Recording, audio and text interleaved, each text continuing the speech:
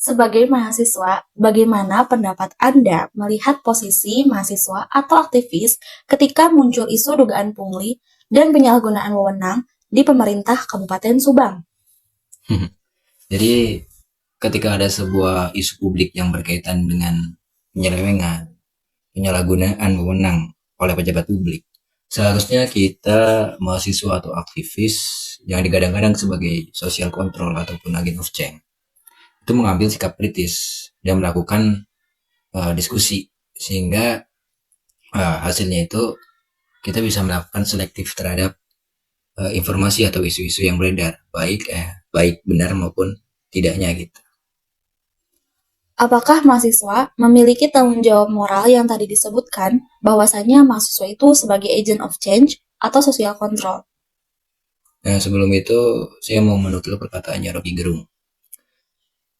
Rocky Gerung itu pernah berkata, ilmu pengetahuan itu muncul karena adanya metodologi. Opini itu berkembang karena sebuah isu. Dan terkadang isu itu larinya lebih cepat daripada metodologi, sehingga menguasai ruang publik tanpa ada filter.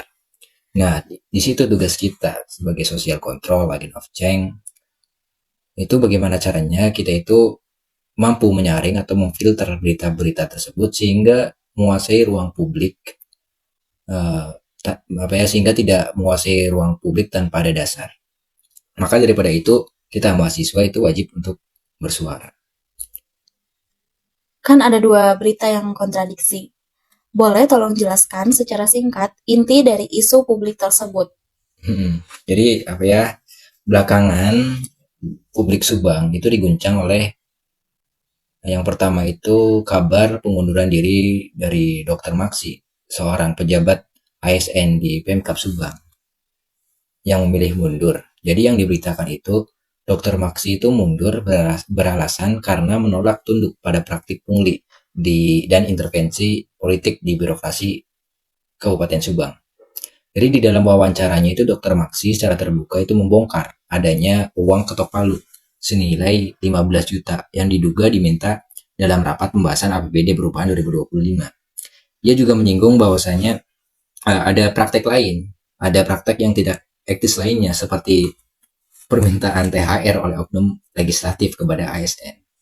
Tapi di sisi lain juga ada berita yang beredar mengenai pembantahan akan isu tersebut, yang mana disampaikan atau diwakilkan langsung oleh Ketua DPRD Kabupaten Subang. Nah, beliau itu membantah mengenai uang ketok palu pembahasan APBD perubahan 2025. Bahwasanya berita tersebut itu adalah hanya sekedar sebuah tuduhan gitu. Menghadapi dua narasi berbeda antara berita pembongkaran dugaan pungli dan klarifikasi yang membantah, atau bisa kita sebut Dr. Maksi versus bantahan DPRD, bagaimana cara menyikapi kebenarannya tanpa terjebak bias? Jadi yang pertama, ya mungkin kita apresiasi terlebih dahulu kepada Dr. Maksi. Dan apabila yang disampaikan Dr. Maksi itu adalah suatu kebenaran, yang berani membongkar praktek yang dianggap salah tersebut. Tapi di sisi lain juga kita itu tidak boleh menutup mata. Harus ada yang namanya bukti-bukti akan isu yang beredar, harus mampu dibuktikan gitu. Dan saya yakin sekelas Dr. Maksi yang pernah menjabat di Pemkab Subang itu tidak mungkin membongkar atau menyebarluaskan isu tersebut hanya karena gabut. Pasti ada landasan-landasan atau bukti-bukti yang kuat dari beliau. Nah, tadi misalkan memang yang disampaikan Dr. Maksi itu benar, jadi Dr. Maksi itu adalah sedang melakukan simbol perlawanan moral di tengah kebiasaan di Kabupaten Subang, yaitu budaya diam dan kompromi yang semakin mengakar di birokrasi pemerintah Kabupaten Subang. Jadi tindakan mundur dari jabatan demi mempertahankan integritas itu bukanlah tanda bahwasannya dia lari dari jabatan atau dari tanggung jawab ataupun kelemahan, melainkan bentuk keteguhan prinsip dan keberanian melawan sistem yang bobrok sistem yang bobrok, yang kotor. Jadi tadi kalau mengenai kabar berita tersebut, tadi kan ada krisis etika di lembaga publik. Jadi dugaan adanya pungli dalam pembahasan anggaran daerah itu menunjukkan bahwa sebagian pejabat publik itu lebih sibuk memperkaya diri daripada mengabdi kepada rakyat. Padahal setiap rupiah APBD adalah uang masyarakat yang seharusnya itu digunakan untuk meningkatkan layanan publik, bukan untuk uang pelicin. Begitu. Baik, apa dampak jangka panjang bila isu pungli ini tidak diselesaikan dan hanya dianggap isu biasa? Nah, jadi mengenai kasus ini itu harus diselesaikan sebagaimana mestinya secara hukum. Jadi negara ini negara hukum. Jika hanya diam, tidak ada proses, maka rumor dan spekulasi itu akan membesar. Jadi bisa jadi kan pemerintah itu melindungi oknum, atau pemerintah itu memilih diam karena takut terbuka sebuah kebenaran. Nah begitu. Jadi harus ada tindak lanjutnya. Soalnya Nah, ketika telah diselesaikan persoalan ini itu bisa diselesaikan, maka tidak akan ada isu-isu atau kabar-kabar berita yang tidak jelas lainnya yang menyusul gitu. Nah, jadi harus diselesaikan. Mengapa menurutmu isu seperti ini harus diproses secara hukum, bukan hanya sekedar klarifikasi? Nah, kenapa harus diselesaikan secara hukum?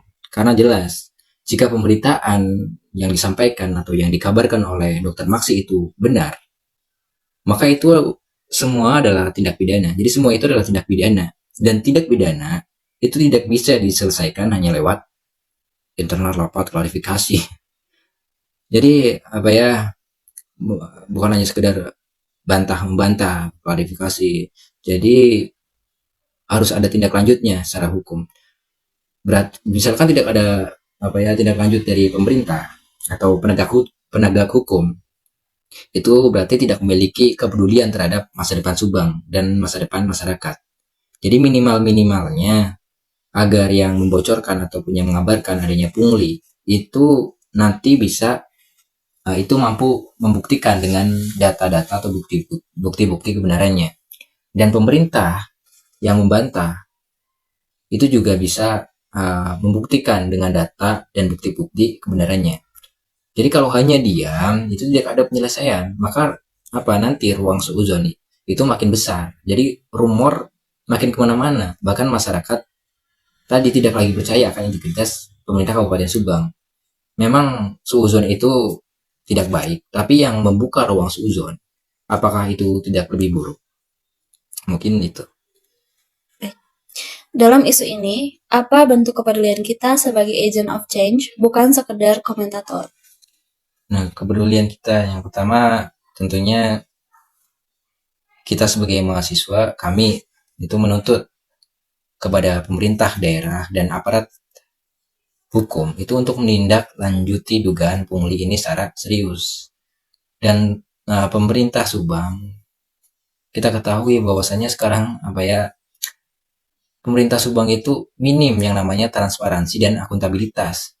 Jadi proses penganggaran yang tertutup itu membuka ruang bagi praktek yang seperti ini.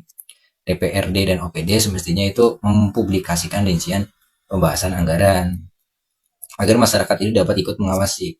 Kan sudah dicontohkan oleh KDM. Ya mungkin misalkan KDM itu tidak mengusut kasus Aqua sehingga pada berita mengenai Aqua yang store bulanan 600 juta per bulan ke PDAM, kalau tidak diusut oleh beliau mungkin kita tidak akan tahu adanya uang tersebut. Karena minimnya transparansi dan akuntabilitas. Nah, DPRD Subang itu harus bukan hanya sekedar membuka ruang klarifikasi publik di media sosial, tapi juga harus ikut mendorong audit independen terhadap proses APBD perubahan. Dan semisal nanti pengakuan dari Dr. Maksi itu adalah sebuah kebenaran dan bisa dibuktikan kebenarannya, jadi Pemkab Subang yang lainnya itu harus meneladani keberanian Dr. Maksi dan dalam menolak intervensi dan pungutan liar. Jadi saya harap mahasiswa dan masyarakat itu terus ikut mengawal mengenai isu ini. Jangan hilang begitu saja, karena ini tuh mengenai masa depan Kabupaten Subang. Jadi bukan hanya slogannya doang, korupsi bukan hanya soal uang, tapi soal hilangnya rasa malu. Nah, saat seorang pejabat itu. Bagaimana tindak lanjut setelah konten ini? Jadi semisal setelah konten ini dipost dan beredar, mungkin kita coba menggali informasi lebih dalam lagi dengan mengundang pihak-pihak terkait mengenai pemberitaan isu ini. Entah itu kita mengundang Dr. Maksi maupun perwakilan dari DPRD-nya. Kita coba untuk mencari kebenaran gitu. Kita bisa dijelaskan langsung nanti oleh beliau-beliau yang bersangkutan di podcast berikutnya.